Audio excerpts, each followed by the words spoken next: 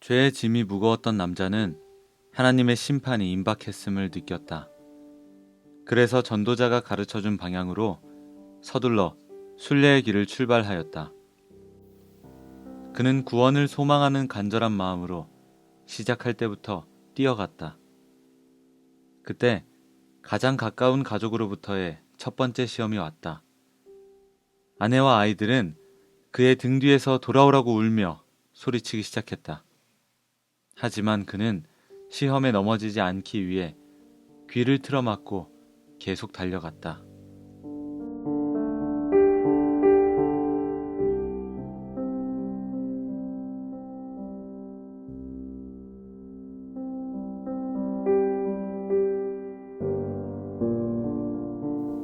생명, 영원한 생명이 있는 곳으로 간다. 그는 뒤도 돌아보지 않고 들판 한가운데로 내달렸다. 순례의 길의 목표를 잃어버리면 광야 이스라엘 백성들처럼 실족하여 넘어질 것을 알았기 때문이다.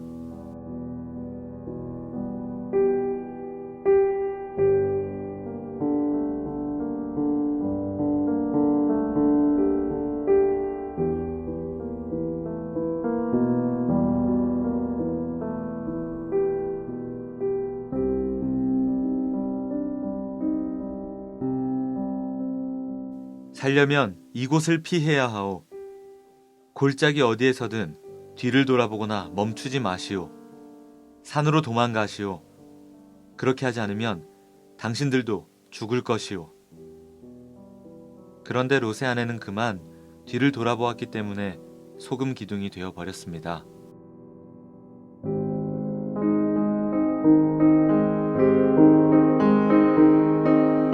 그가 떠나는 것을 본 이웃 중에 그를 억지로라도 마을로 데리고 돌아와야겠다고 결심한 사람이 둘 있었다. 한 사람의 이름은 고집쟁이였고 다른 한 사람은 변덕쟁이였다.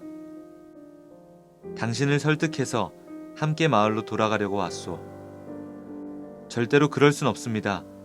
당신들은 지금 멸망의 도시에 살고 있습니다. 거기서 그대로 죽게 되면 얼마 지나지 않아 당신들은 무덤보다 더 깊은 데로 빠져 무서운 형벌과 유황불이 타오르는 곳에 떨어지게 될 것입니다. 그러지 말고 저와 함께 갑시다. 뭐요? 사랑하는 가족과 친구들, 소중한 재산들을 내버려두고 떠나라는 말이요?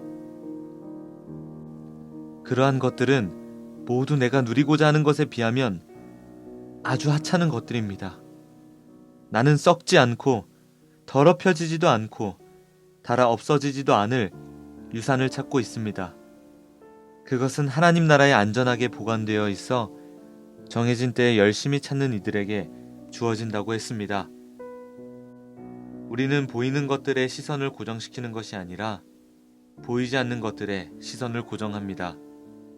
이는 보이는 것은 한순간이지만 보이지 않는 것은 영원하기 때문입니다. 이제 우리는 하나님께서 그분의 자녀들에게 주시려고 준비해 두신 복을 소망합니다.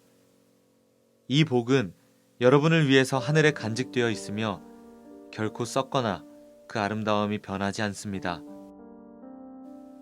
고집쟁이는 순례자의 말을 듣고도 자신의 생각만 고집하며 오히려 화를 내고 비난하며 회개하기를 거부하였다.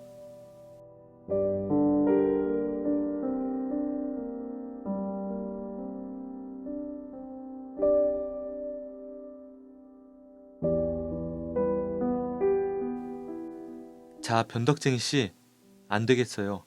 저 사람은 포기하고 그냥 우리끼리 집으로 돌아갑시다.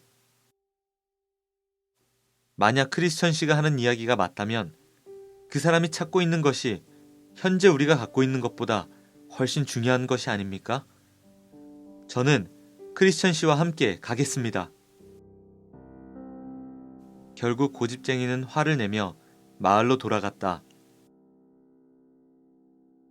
고집쟁이와의 대화에서 하나님 나라의 가치를 믿음으로 고백한 남자는 크리스천이라는 이름을 갖게 되었다.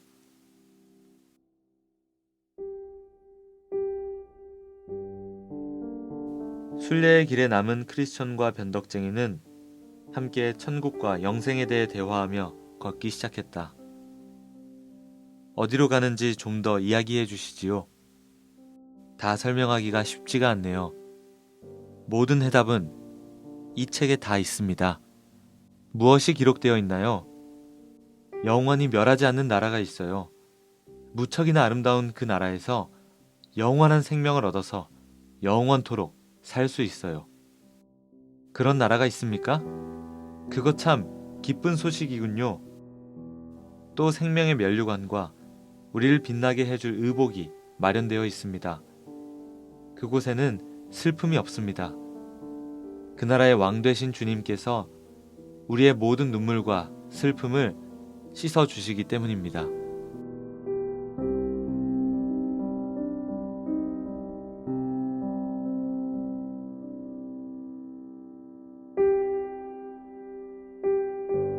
어떻게 하면 우리도 그곳에서 기쁨을 맛보게 될까요? 우리가 진정으로 하나님 나라를 얻고자 사모한다면 우리에게 값없이 그냥 주시겠다고 말씀하셨어요.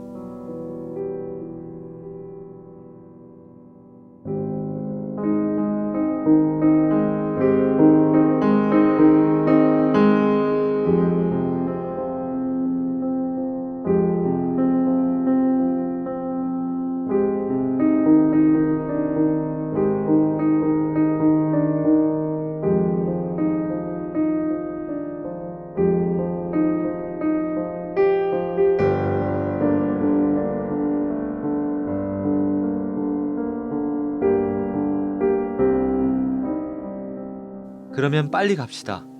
죄송해요. 내 등에 있는 짐 때문에 그럴 수가 없어요.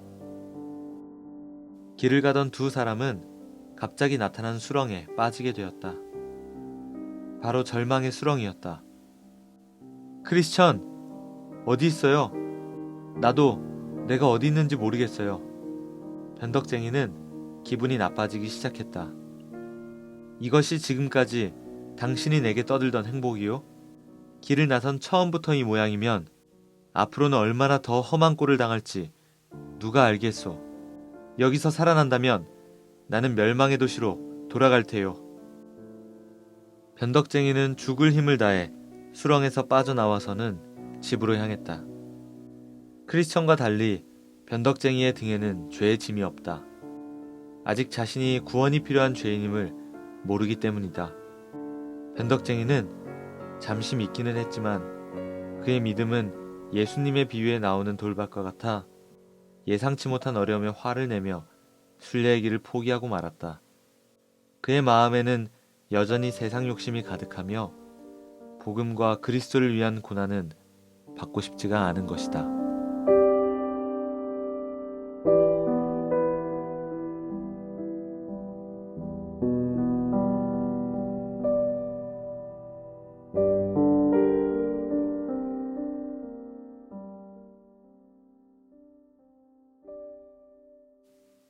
혼자 절망의 수렁에 남아 허우적거리고 있는 크리스천.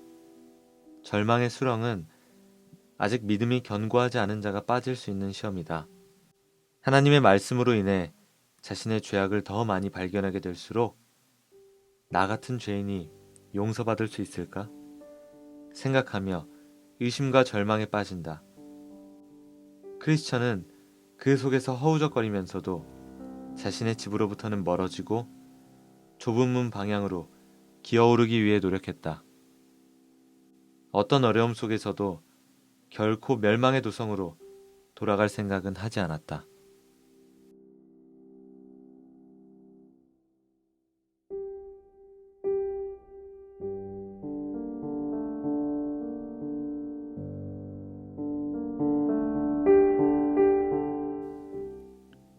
이때 하나님께서 도움이라는 사역자를 보내어 절망에 빠진 크리스천을 건져내신다.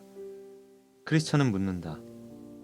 좁은 문으로 가는 길에 놓여 있어 빠지기 쉬운데 왜 메워놓지 않는지요? 이 수렁을 메워보려고 노력해보았지만 도저히 불가능합니다. 이곳은 죄를 깨닫게 될 때 생기는 찌꺼기들과 쓰레기들이 흘러드는 경사지예요. 죄인들이 자신의 잃어버린 영혼의 상태를 깨닫게 될 때 그의 마음속에서 일어나는 온갖 두려움과 의심과 근심 걱정과 같은 감정들이 모두 이곳으로 흘러들어와 모이게 되지요. 그러나 왕께서 디딤돌 몇 개를 설치해 놓으셨습니다.